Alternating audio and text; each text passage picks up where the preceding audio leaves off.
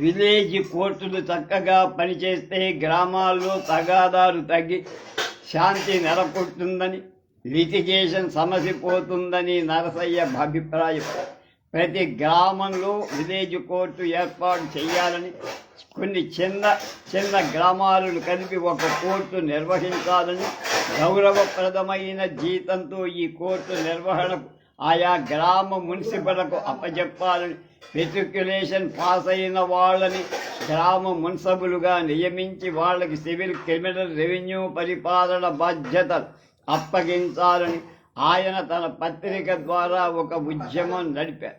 అవసరమైనప్పుడు గౌరవ విలేజ్ మున్సిపల్ను నియమించి వాళ్ళకి ఈ కోర్టుల బాధ్యత అప్పగించవచ్చని గ్రామ న్యాయస్థానాల చట్టం పాస్ అయి ఎన్నేళ్లైనా అమల్లోకి రాలేదని, ఈ చట్టం అసలు అమల్లో ఉందా లేదా, సమర్థులైన మున్సబులను ఎక్కడ నియమించారు, ప్రభుత్వానికి ఇస్తూ వసూలైతే చాలు, ఇంకేమీ పట్టదని తీవ్రంగా దెబ్బకొట్టి చివరకు తన కృషి ఫలించి ఊడూరు గ్రామ మున్సిపల్ విలేజ్ కోర్టు చక్కగా నిర్వహించి సంతృప్తికరంగా తీర్పు చెబుతున్నట్టు ఒక వార్త కూడా రాశారు. రైతు పక్షమ నరసయ్య నిరుపేద రైతుల కష్టాలు తన పత్రిక ద్వారా వెల్లడి చేశారు. గ్రామీణ పేదరికాన్ని గురించి రాస్తూ తరచుగా కరువు కాటకాలు పలకరిస్తున్నాయి. రోజు రోజుకు గ్రామీణులు నిరుపేదలుగా మారుతున్నారు. గవర్నర్లు వస్తారు పోతారు. పేద రైతుల పరిస్థితులు పైన ఉన్న దేవుడికి, ప్రభుత్వ అధికారులకు మాత్రమే తెలుసు అని వ్యాఖ్యానిస్తారు. రైతుల మధ్య గ్రామంలో ఉండి సొంత భూమి సాధ్యం చేసుకోవడం వల్ల ఆయన రైతు సమస్యలు క్షుణ్ణంగా తెలుసు. నీటి పారుదల శాఖ అధికారుల అవినీతి, నిరుపేద రైతుల చేత ప్రభుత్వం బలవంతపు కుడి మరమ్మత్తు పనులు చేయడంతో గ్రామాధికారుల మోసాలు, పిలవని పేరంటంగా వచ్చి తొంగి చూసే కరువు కాటకాల వల్ల రైతులు నాదారైపోవడం దేన్ని నరసయ్య వదుల. ఈ జమాబందీ దగ్గర పడుతున్న కొద్దీ రైతులు నానా హైరానా పడడం, ధాన్యం ధర పడిపోవడం అంటూ రైతులు శిస్తు చెల్లించే విధానంలో మార్పు తెచ్చి వెసులుబాటు కలిగించాలని ప్రభుత్వాన్ని అర్థించారు. ఏ సంవత్సరం అసైన్మెంట్ ఆ సంవత్సరమే వసూలు చెయ్యకుండా వచ్చే ఫసలీలో వసూలు చెయ్యాలని రైతుల పక్షాన ప్రార్థించారు. శిస్తు మొత్తం ఒక్కసారిగా కాక వాయిదాల పద్ధతిలో వసూలు చెయ్యాలని కూడా సూచించారు. గిట్టుబాటు ధర వచ్చే వరకు ధాన్యం అమ్మవద్దని, శిస్తు చెల్లించడానికి అవసరమైతే ధాన్యం మాత్రమే అమ్మమని రైతులకు హితవు కూడా చెప్పారు. ప్రభుత్వం రైతులను కన్న బిడ్డలా చూసుకోవాలి. రైతులు నాశనమైతే దేశం నష్టపోతుంది, ప్రభుత్వం నష్టపోతుందని హెచ్చరించాడు నరస. రెవెన్యూ వ్యవస్థ మీద రెవెన్యూ వ్యవస్థలో లోపాలను నరసయ్య నిర్దాక్షిణ్యంగా విమర్శించి ఈ వ్యవస్థలోని అమానుషత్వాన్ని ఎండగట్టి మద్రాసు పరగణాలోని రైతులు నిరుపేదలు. ఈ పరగణాల్లో రైత్వారీ విధానం మహాసంక్లిష్టమై ఈ వ్యవస్థ భూకామందులకు కరణాలు రెవెన్యూ అధికారులు దోసుకోవటానికి అనుకూలమైపోయి బొంబాయి పరగణాలు భూమి సర్వే చేయించినట్టు ఇక్కడ కూడా తిరిగి సర్వే చేయించి రైత్వారీ విధానంలో సంస్కరణలు ప్రవేశపెట్టారు. పేద రైతుల దారుణ జీవన స్థితిగతుల పత్రికల ద్వారా తెలుసుకొని ప్రభుత్వం అనుకూలంగా స్పందించాలి అని పేద రైతుల తరఫున వకాల్తా తీసుకున్నారు. జమాబందీ రెవెన్యూ అధికారులు, గ్రామాధికారులు కలిసికట్టుగా రైతులను కొల్లగొట్టే విధానం జమాబందీ అని కూడా, విధానమే జమాబందీ అని కూడా ఆయన ఎగతాళి చేస్తారు. ఇది కొలగాని కార్యక్రమం. ప్రజలకు జమాబందీ అధికారులెవరో తెలియదు. గ్రామాధికారులు, తాలూకా హుజూర్ అధికారులు వృధాగా శ్రమిస్తారు. జమాబందీ ఖర్చంతా రైతుల నెత్తి మీద రుద్దుతారు. జమాబందీలో మంజూరు చేసిన పట్టాలకు రైతులకు ఇవ్వరు, పట్టాలను రైతులకు ఇవ్వరు అని జమాబందీ పేరుతో సాగే తంతులను పేర్కొంటారు. రైతువారీ విధానంలో ప్రతి రైతుకు ఏటా భూమి పట్టాలిస్తారు. రైతులు చెల్లించాల్సిన శిస్తులు, సెస్సులు మొదలైన వివరాలు ఈ పట్టాల్లో పేర్కొంటారు. ఈ పట్టాలు జారీ చేసే కార్యక్రమానికి మరో పేరు జమాబందీ. జమాబందీ నిర్వహించిన అధికారి రైతుల విన్నపాలు ఓపికగా వింటున్నాడా? మా ఎరుకలో అటువంటి అధికారులు లేరు. జమాబందీ చాలా సంక్లిష్టమైన కార్యక్రమం. దీన్ని నిర్వహించే అధికారులు ఎంతో ఓర్పు, సుగుణాలు ఉండాలి. ఈ లక్షణాలు ఉన్నవారు ఈ రోజుల్లో అందువల్ల మేము శాశ్వత పట్టాలిమ్మని ప్రభుత్వాన్ని కోరుతాం అని రాశారు. అంతేకాక రైతువారీ విధానంలో రైతు ఏటా ఎన్నో ఇబ్బందులు పడాల్సి వస్తుంది. జమాబందీలో గ్రామాధికారులు, రెవెన్యూ ఇన్స్పెక్టర్లు, హుజూరు సేవకులు, గుమాస్తాలు లాభపడతారు. తెరస్తదారులు, తహసీల్దారులు, ఇతర జమాబందీ అధికారులు రైతుల వద్ద బొత్తాలు పుచ్చుకుంటారు. వాళ్ళకి అనేక రూపాలలో సప్లై అందుతాయి. రైతులు తెలివి మీరి నడుచుకుంటే తప్ప వాళ్ళకేం జరగదు, మిగలదు. జమాబందీలో మంజూరు చేసిన పట్టాలు చేతికి రావు. కోడూరు గ్రామాధికారి ఈ పత్రికా సంపాదకుడి పట్టాలు అందచేసిన పాపాన పోల అంటూ జమాబందీ పేరుతో నడిచే మోసాలు గ్రామాధికారి ప్రభుత్వ యంత్రాంగంలోని దోపిడీ పద్ధతులు నరసయ్య క్షుణ్ణంగా అధ్యయనం చేశాడు. ఆయన గ్రామాధికారుల వ్యవస్థను వ్యతిరేకించారు. గ్రామాధికారుడు మహాబలవంతుడు, వాళ్లే సర్వాధికారు. పంట పొలాలను పరిశీలించకుండానే చిత్తం వచ్చినట్టు సెస్సులు ప్రతిపాదిస్తారు. వాడు ఎంత అంటే అంత మొత్తం రైతు చెల్లించాల్సింది. వారు రాసే లెక్కలు కాకి లెక్క. రికార్డుల్లో నమోదు చేసిన మొత్తం కంటే అదనంగా వసూలు చేసిన డబ్బును గ్రామాధికారులు, రెవెన్యూ అధికారులు తలా ఇంత పంచుకుంటారు అని వాళ్ళ వ్యవహారాన్ని బయటపెట్టారు. రెవెన్యూ శాఖలో అక్రమార్జన గురించి తెలుసుకోవటానికి సి రంగాచారి రాసిన రెవెన్యూ బ్రైబరీ అనే గ్రంథాన్ని పరిశీలించమని పై అధికారులకు సూచిస్తారు. ప్రభుత్వానికి ఆమోదయోగ్యమైన ఏ దివాన్ బహదూర్ రఘునాథరావును, పల్లె చెంచలరావును అన్ని జిల్లాలకు రెవెన్యూ శాఖ అవినీతిపై విచారణ జరిపించాలని కోరారు. పరిపాలనలో లోపాలున్నాయని రాస్తే మీ కోపం. మేము రాసే ప్రతి అంశానికి సాక్ష్యం తెమ్మంటే పేదవాళ్ళు ఎక్కడి నుంచి సాక్ష్యం తెస్తారు? సత్యమైన సంగతి అయినా ప్రతి నిరూపించడం సాధ్యం కాదు. ప్రభుత్వమే విచారించుకోవాలి అని రెవెన్యూ అవినీతి గురించి వ్యాఖ్యానించారు. ఆ రోజుల్లో లంచగొండి అధికారు నరసయ్య పేరు చెప్తే హడిల్ చచ్చేవారు. సుప్రసిద్ధ చారిత్రక పరిశోధకు డాక్టర్ నేలటూరు వెంకటరమణయ్య గారి ద్వారా తెలిసిందని కాళిదాసు పురుషోత్తం గారంటారు. గ్రామకరణ తప్పుడు లెక్కలు రాయటంలో గ్రామకరణాలు అసాధ్యం. వీరి దొంగ లెక్కల వల్ల రైతు ప్రాణాలు వస్తాయి. కరణాలు పొలాలకు వెళ్ళి పరిశీలించారు. ఇష్టం వచ్చినట్టు పంటల వివరాలు నమోదు చేస్తారు. వీరు నమోదు చేసిన రకరకాల శిస్తులను పై అధికారులు ఆమోదిస్తారు. కరణాల మోసాలు పసిగట్టగలిగిన అధికారులెవ్వరూ ఉండరు. ఈ మోసాలను జమాబందీ అధికారి కూడా కనిపెట్టలేడు. రెవెన్యూ శాఖ నిబంధన మూలంగా అధికారులు అవినీతి పరులవుతున్నారు. గంజాం, నెల్లూరు, కడప కరణాల పెద్ద అవినీతి పరులని ప్రభుత్వానికి తెలుసు అని 1997-99 అడ్మినిస్ట్రేషన్ రిపోర్టు నుంచి వివరాలు వెలికి తీసి చూపించారు. అది గవర్నమెంట్ ఇచ్చిన వివరాలు. విద్యా గంధం లేని వాళ్ళని, ఒకే కుటుంబానికి చెందిన వాళ్ళు, అన్నదమ్ముల పక్క పల్లెల్లో గ్రామ మున్సిపల్గా నియమించడాన్ని నరసయ్య వ్యతిరేకించి స్థానికులను గ్రామాధికారులుగా నియమించే విధానాన్ని విద్యావంతులు సమర్థులైన వాళ్ళని గ్రామాధికారులుగా నియమించాలని, రైతుల కష్టాలు కడతేరడానికి ఇదొకటే మార్గమని ఆయన అభిప్రాయపడ్డారు. గ్రామాధికారులు విధులు నిర్వహించే గ్రామాలలో వాళ్ళకి భూములు ఉండకూడదని అలహాబాద్ హైకోర్టు ఇచ్చిన తీర్పు మద్రాస్ పరగణాలు కూడా అమలు చేయాలని ప్రభుత్వాన్ని అర్థిస్తారు. పెద్ద భూస్వామ్య కుటుంబానికి చెందిన కోడూరు మున్సిపల్ అక్రమాలను పత్రిక ద్వారా వెలికి తెచ్చి ప్రభుత్వం అతన్ని ఉద్యోగం నుంచి తొలగించే వరకు ఆయన నిద్రపోల. గ్రామాధికారులకు వ్యతిరేకంగా ఇంత రాసిన వారి కష్టాలు నరసయ్యకు తెలియకపోల. వాళ్ళు ఎదుర్కొంటున్న ఇబ్బందులను పత్రికలలో చర్చించాడు.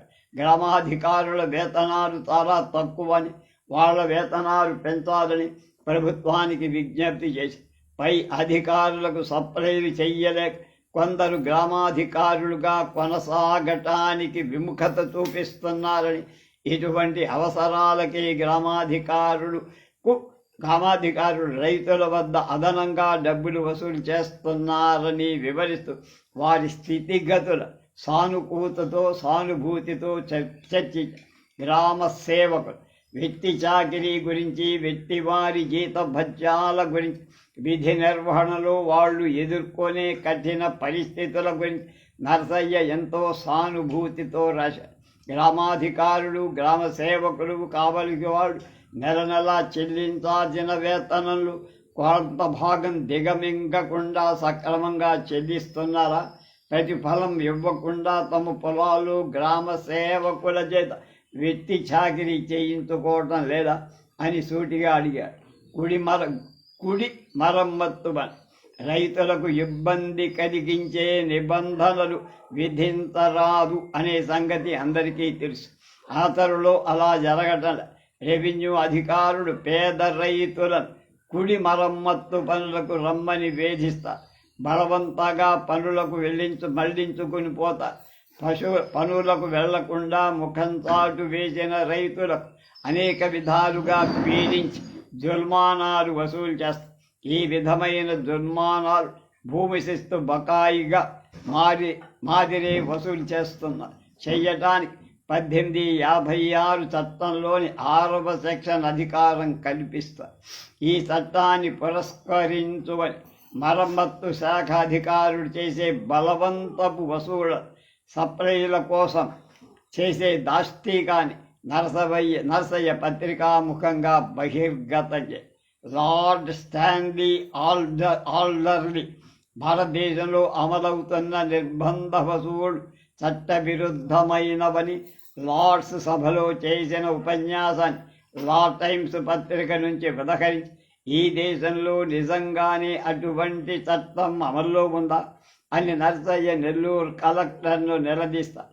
అటువంటి చట్టం అమల్లో ఉంటే కుడి మరమ్మత్తు పనులకు రమ్మని రైతులను బలవంత పెట్టి అధికారం ఎవరికిచ్చారు అని అక్రమ నిర్బంధ శ్రమను వ్యతిరేకి అధికారులకు లంచం చేతిలో పడకపోతే రైతులకు ఏదీ సవ్యంగా జరగదు. డెల్టా అధికారులు రెవెన్యూ అధికారుల మాదిరే ప్రవర్తిస్తారు. గ్రామాలకు నీరు సక్రమంగా పంపిణీ జరగదు. నిష్పక్షపాతంగా నడుచుకోవటం లేదు. సేద్యాలు దెబ్బతింటున్నాయి. రైతులు సందాలు వేసుకొని గ్రామాధికారుల ద్వారా నీటిపారుదల శాఖ అధికారులకు లంచాలు ముట్ట చెప్పి పనులు జరుపుకుంటారు. ఈ అక్రమాలను విచారించే నాథుడే లేడు. నీళ్లు సక్రమంగా ఇస్తే ఎంత సెస్సు విధించినా రైతులు చెల్లించడానికి సిద్ధంగా ఉంటారు అని సాగునీటి ఇబ్బందుల గురించి వివరిస్తాడు. పంట కాలువలు తవ్వి బీళ్లు సాగులోకి తెస్తే ప్రభుత్వాదాయం పెరుగుతుందని సూచన కూడా చేశారు. టెనెన్సీ బిల్ ఆంధ్ర భాషా గ్రామ వర్తమానిలో నరసయ్య రాసిన వ్యాసాలలో పాలికాపుల తరఫున టెనెన్సీ బిల్లు మీద రాసిన వ్యాసం ముఖ్యమైన. ఈ వ్యాసంలో ఆయన వర్గ దృక్పథం వ్యక్తమవుతుంది.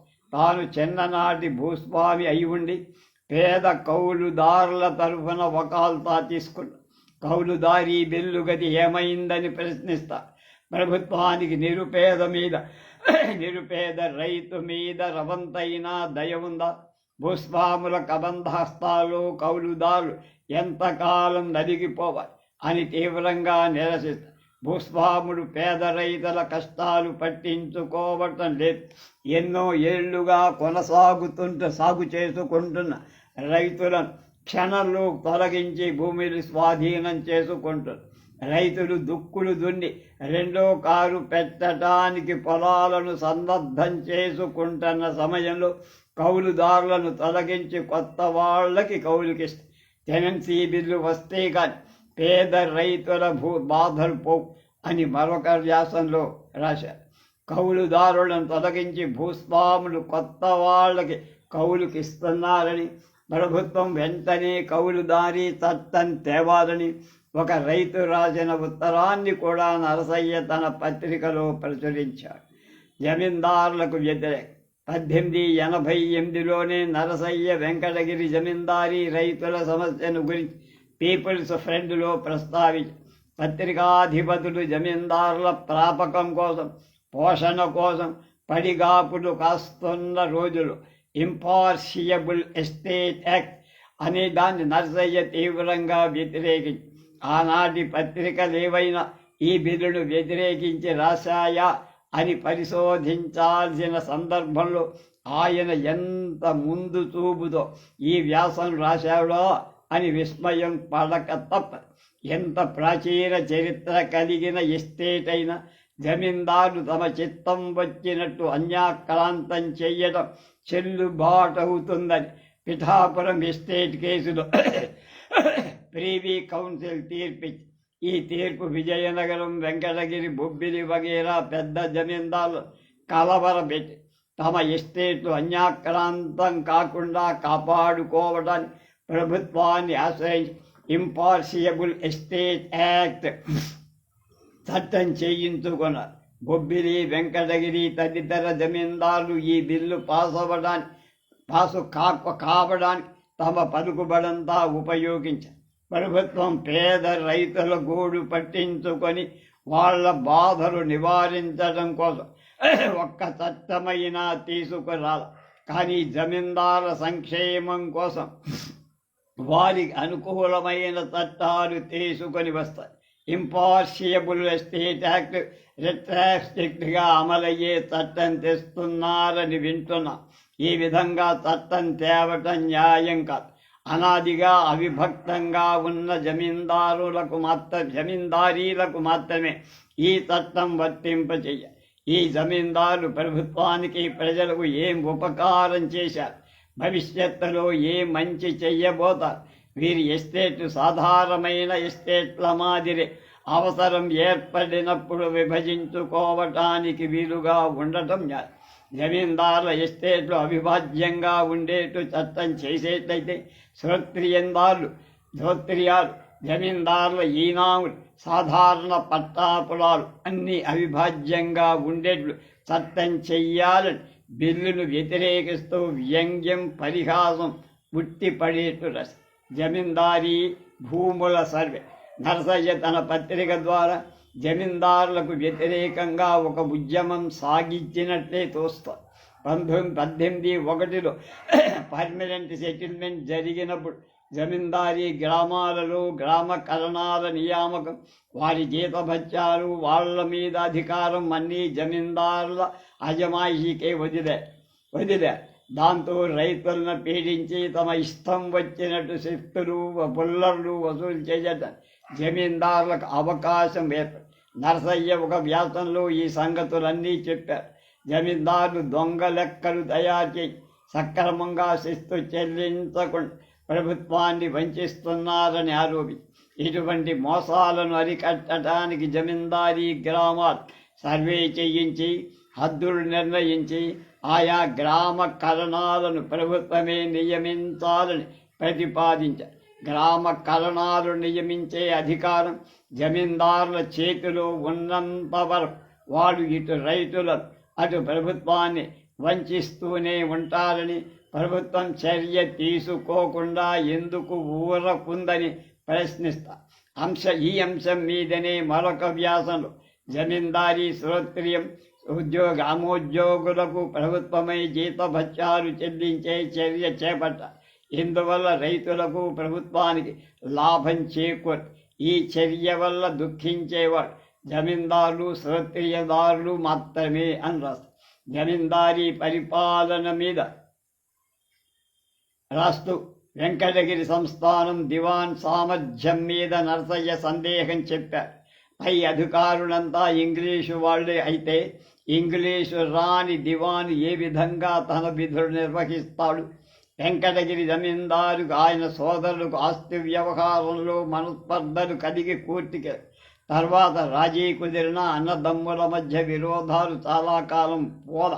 తమ్ముడు ముద్దు కృష్ణయ్య ప్రతి విషయంలో అన్నతో పోటీ పడి అతిశయించిపోయేవాడు. ఈ పరిస్థితులను వివరిస్తూ నరసయ్య ఒక వార్త పంపారు. సంస్థాన సేవకులు ఆశ్రితులు ప్రత్యర్థి వర్గంలో ఎటువంటి సంబంధాలు పెట్టుకోకూడదని ఇటీవల జమీందారు ఒక పనికి మాలిన ఆజ్ఞ జారీ చేశారు. దాంతో క్షురకులు రజకులు కూడా స్వేచ్ఛగా తమ వృత్తి చేసుకోవటానికి అవకాశం లేకుండా పోయి వెంకటగిరి ఊరంతా 2 వర్గాలుగా చీలిపోయి ప్రజలు శుభాశుభాలకు బంధువులకు ఇళ్లకు వెళ్ళటం మానుకున్న వెంకటగిరిలో పార్టీ వాతావరణం నెలకొనమని ఇంగ్లీషు వారి పరిపాలనలో ఇటువంటి దారుణ పరిస్థితి ఏర్పడిందని తీవ్రంగా రాశారు. శార్దూల శతకకర్త విక్రాల రంగాచార్యులు వెంకటగిరి జమీందారు రాజగోపాలకృష్ణతో ఘర్షణపడి తన సర్వస్వం కోల్పోయిన ఉదంతం నరసయ్య కళ్ళ ముందే జరిగింది. అయినా ధైర్యంగా వెంకటగిరి జమీందారీ రైతుల కష్టాలు మొట్టమొదటి పత్రిక ద్వారా లోకానికి తెలియచేసిన ఘనత నరసయ్యకు చెంది. 20వ శతాబ్ది ప్రారంభంలో జమీందారీ రైతుల బాధలు ఒక స్థానిక పత్రిక ప్రచురించడం సామాన్య విషయం కాదు. వెంకటగిరి జమీందారీ రైతుల శీర్షికలో ఆంధ్ర భాషా గ్రామ వర్తమానిలో వెలువడిన వ్యాసంలో తగినంత సాగునీరు అందక పంటలు పండక ఎన్నో బాధలు పడుతున్న పరిస్థితులు ఎంత దుర్భరంగా ఉన్న వెంకటగిరి రాజా మా కష్టాలు పట్టించుకోవడంలా నీరు అవసరమైన సమయంలో పొలాలకు నీరు అందక పంటలు ఎండుతున్నా సాగు చెయ్యకుండా బీజు పెట్టిన పొలాలను పరిశీలించడానికి అధికారులెవ్వరూ రారు. శిస్తు రిమిషన్ ఇవ్వరు. శిస్తులు కట్టమని దౌర్జన్యం చేస్తారు. సివిల్ కోర్టుల్లో సమర్థావాలు తెచ్చి వేధిస్తారు. కఠినంగా నిబంధనలు అమలు చేసి శిస్తులు రాబడతారు. ఇది వ్యాసం సారా. మరొక వ్యాసంలో నరసయ్య వెంకటగిరి ప్రాంతంలో కరువు పరిస్థితి వివరించారు. ఒక రైతు కరువు పరిస్థితి వివరిస్తూ రాసిన రిపోర్టు ప్రచురించారు. ఈ రైతుల అసంతృప్తి రగిలి రాజుకొని 30 ఏళ్ల తర్వాత జమీందారీ వ్యతిరేక ఉద్యమంగా జ్వలించింది.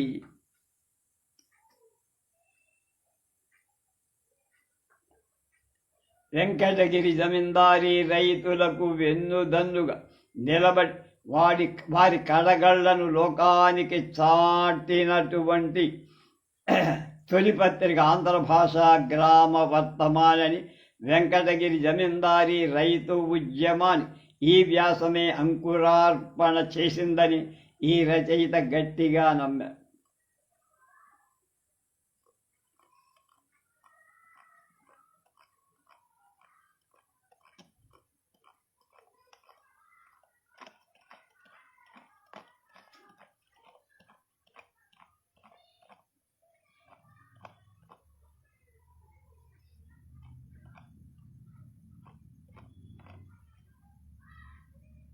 మిగతా విషయాలు రేపు